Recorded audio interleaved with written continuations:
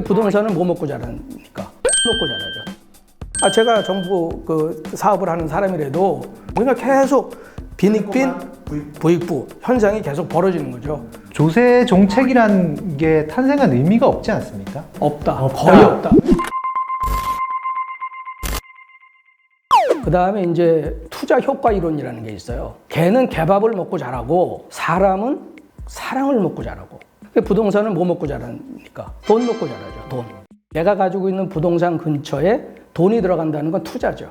투자가 들어가게 되면 그걸 이제 일반 유튜브에서는 호재 이렇게 얘기를 해요. 네. 투자가 들어가게 되면 그 돈이 어디로 들어가냐 하면은 흘러가지고 그 동네에 그 동네에서 세력권 안에 들어가 있어요. 짧게는 200에서 250m, 길게는 한 500m. 지하철역이 생기면 역세권이 네. 짧으냐 기냐에 따라서 다 가격이 다르잖아요.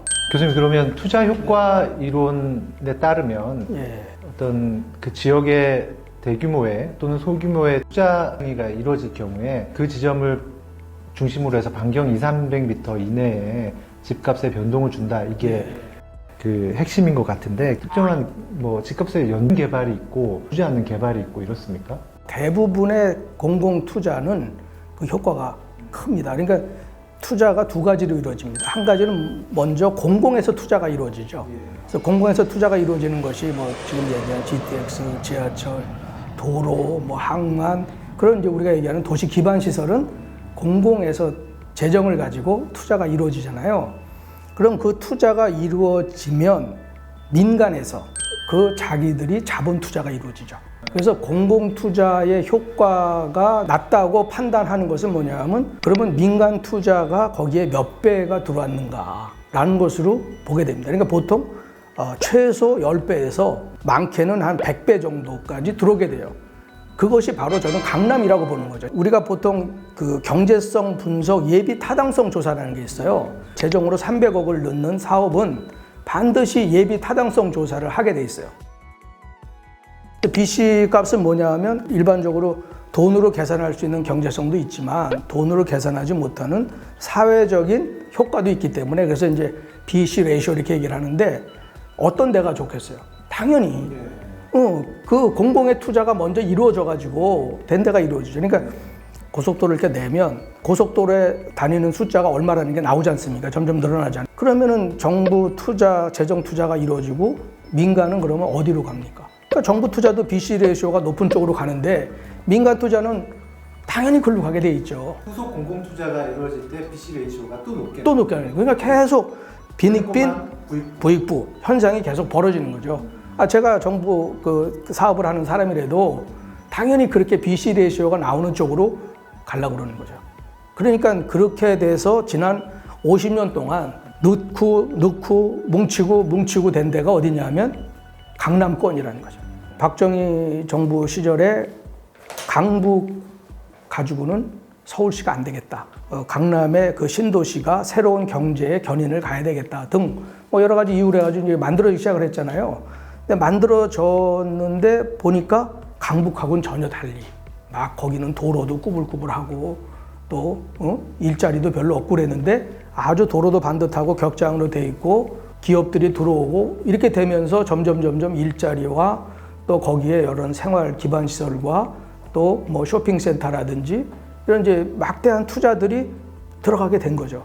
그러니까 GTX도 글로 지나갈 수밖에 없잖아요. 왜냐면 글로 지나가야 다른 쪽에서 이렇게 마이너스가 되는 그런 경제적인 부분을 거기서 수익을 올릴 수 있잖아요. 강남 집값을 과연 낮출 수 있겠는가? 못 낮춘다고 저는 보는 거죠. 왜냐하면 그렇게 투자가 들어간 것들이 계속 이제 거기에 쌓여 있기 때문에. 경제 이론 중에서 세 번째가 조세 전가 이론이에요. 조세를 이제 확 부담을 시키면 부담된다, 팔아야 되겠다 이렇게 되는데, 그게 아니고 조세를 토지 소유자나 주택 소유자나 부동산 소유자한테 부담을 시키면 그것이 어디로 가냐면 임차인에게로 간다는 거죠. 임대인에게로부터 임차인에게 가면은, 그러니까 결국은 토지 갖고 있는 사람은 그 사람을 향해서 세금을 부과했는데 그게 아래로 내려가 버린다는 거죠. 그러니까 그 효과가 별로 없는 거죠.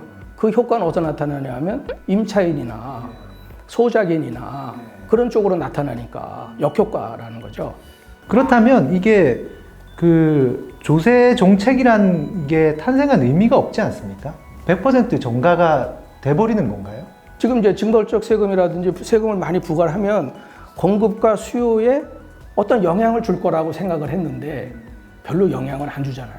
생각보다 그 흔하게 이루어지는 부동산 정책이지만 사실 부동산의 시장에 영향을 미치는 것은 미미하다라는 거의 없다. 왜냐하면 조세 정책을 통해서 부동산 시장을 안정화시킨 사례는 거의 찾아볼 수가 없어요.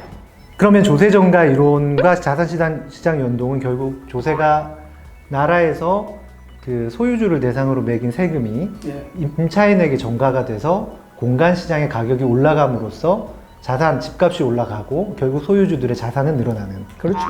그럼 세금을 올리는 것은 조금 지양을 이런 거예요. 우리 애가 아까 이제 키 크는 얘기를 했는데 키를 키우기 위해서 너 밥 안 먹으면 일주일 동안 옷장 속에 들어가 있어. 이렇게 하면 애가 밥을 먹나요? 그 밥을 안 먹죠.